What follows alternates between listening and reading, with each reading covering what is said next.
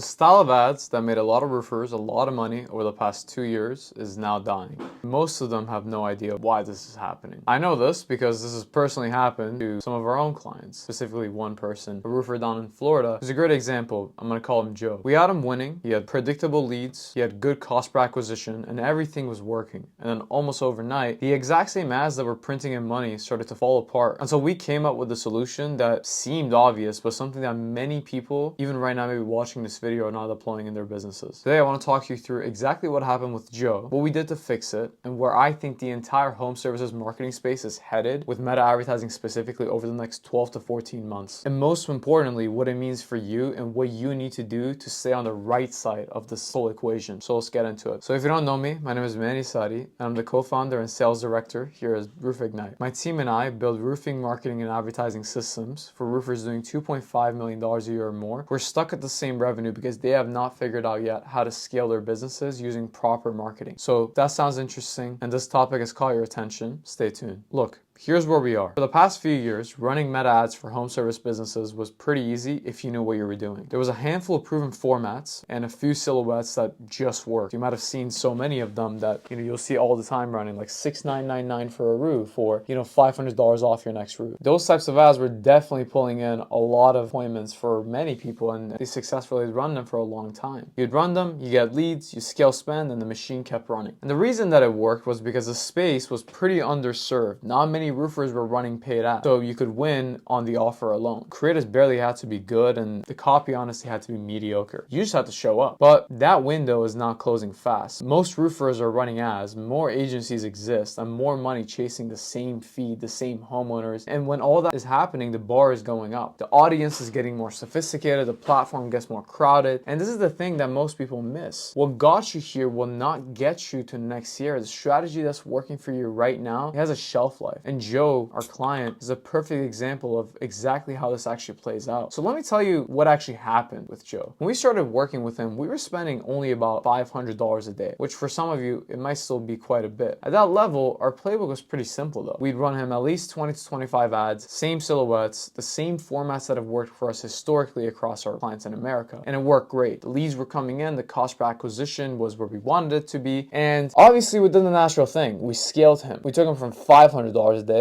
to $1,000 a day. And we kept the exact same strategy. We just doubled the creative. Now we were running 50 to 60 ads for him. And at $1,000 a day, that still worked. But Joe, as you can imagine, he wanted to keep scaling. And this is where it got a little bit hard because every time that we tried to push past that, the same strategy stopped working. We were capped at 50 to 60 creatives, and that just wasn't enough fuel to feed the spend that he wanted. So the ads would fatigue, the cost would creep up, and we hit the ceiling. And I'll be honest with you, before we figured this out, Joe lost a little bit of money. Not because the strategy was wrong, but because we couldn't adapt fast enough. We couldn't produce creatives at the speed in this instance actually demanded. So here's what we changed. We built an AI system into our creative process, and what that system did was increase the speed at which we could produce content. So get it made faster, get it edited faster, get it ready to launch faster. The same team, just 5 times faster. In the same amount of time, getting 50 to 60 creatives to 200 to 250 creatives. Same time. The second we did that, we were able to push back up essentially. So we pushed the spend to $1,000 and then $2,000 a day while holding the same cost per appointment. And there was no blow up in the cost per acquisition. He was finally scaling in the way that he'd been trying to scale for the past few months. And here's the lesson that I want you to take from Joe and this whole thing that I told you. The edge is no longer having the one winning ad. The edge is having a system that produces winning ads on demand at high volume and at speed. Here's where AI actually changes the game that we're playing. It's not about running AI ads, it's about using it the right way. I want to be very clear about something because AI gets thrown around as like a buzzword nowadays, and most people who are using it don't actually know what they're talking about. The place AI is changing this game is not like targeting or anything. It's not some magic button. It's creative volume. It's production. Because here's the reality of the platform right now. It's not just about Joe. This happened on our own marketing at Roofignite too. With Meta's Andromeda, right? So that was the recent algorithm update that they had. With the changes to the platform, the new things that are being implemented, we watched the same style of ads that used to crush it for us stop working. The silhouettes went stale scale, what you had to do was constantly come up with new formats, new angles, new ideas over and over and over again. That's exactly where AI helped us. A platform like Claude, if you've ever heard of that. It was a weapon. I want to be very clear in saying it doesn't replace the thinking part. It just accelerates it. The constant brainstorming of like, oh, what are we going to do next? And what's the next angle? And like, what do we got to do now to test this? AI lets us do that faster than we could ever do it by hand or writing it down on a Google Doc. My prediction is very simple for this industry. The winners in the next 2 years are not going to be whoever has the best single idea. It's going to be whoever can generate, test, and iterate creatives faster than anyone else. Volume, speed, and good judgment about what to do is the best next thing. And this matters. AI doesn't replace strategy. It doesn't replace the offer. Garbage at scale is still garbage. A human has to make sure that what is being put out there is worth letting AI multiply. AI is like a multiplier on execution, not a replacement for what's working or for knowing what you're doing. Let's summarize what I've been talking about. What does this actually mean for you when you're watching this as a roofer who's running a roofing company, who's trying to scale aggressively and grow and get richer? If your marketing right now depends on one format or a handful of ads, or you're refreshing your creatives once a quarter and hoping that it holds, you're exactly where Joe was before it stopped working. Right now, like, this is basically borrowed time is what I would like to call it. The year is going to catch up to you, and you really got two paths. Path number one is build it in-house, right? So you can commit to producing creative of volume. You could hire people to do that. Not 20 ads, but 50, right? Constant silhouettes, constant testing. You're essentially becoming a roofing marketing company. That's what it is. You got to become your own marketing company. It's doable, but it's a real operation to build. The second path is partner with someone who's already doing it live right now. Building a creative production system isn't your genius in your area of expertise, then you can hire somebody who knows how to do it. For most roofers, and I get it, this shouldn't be your job. Your job is to run a roofing company, and you're great at it. You should find an operator who already has the system running. And that's exactly what we're building with our operation here at roofignite. Like, it's the whole point of our operation. The shift is our business, but whichever path you pick one. Because I'll leave you with this. The gap between the roofers who are ready to move on what I'm just telling you, right? The creative system model, and the ones who are clinging to their old stale formats of running ads and hoping that it works, well, in the next 2 years, you'll see it. Because one group is going to scale very predictably, and the other one is going to watch the others take over. And you've probably already seen this. I had a client this morning telling me about how private equity companies are eating up his market share. Well, why do you think that is? Think about it. It's because they're moving faster. They have these systems that I'm talking about, and you don't. So I'm being very serious and direct when I say this in the nicest way possible. Out of love, you need to move fast. So either if it's working with us, working with another agency that's already implementing these things, or bringing it in-house, you need to pick one solution. Joe almost ended up on the wrong side of this line, and I don't want you to make the same mistake as he did. If you want to talk about what this possibly looks like working with roofignite, you can schedule a growth consult with us, and it's completely free. We do a diagnostic on your marketing, and you can literally just go through exactly what I talked about, understand what's wrong with your marketing. My team can give you feedback on it. You can either implement it yourself or choose to hire us to do it. Regardless, I'll see you in the next one. If you enjoyed this, leave a comment, subscribe, like, and I hope that you really do take action, because this is the time to do it. There is no better time than today. I'll see you in the next one.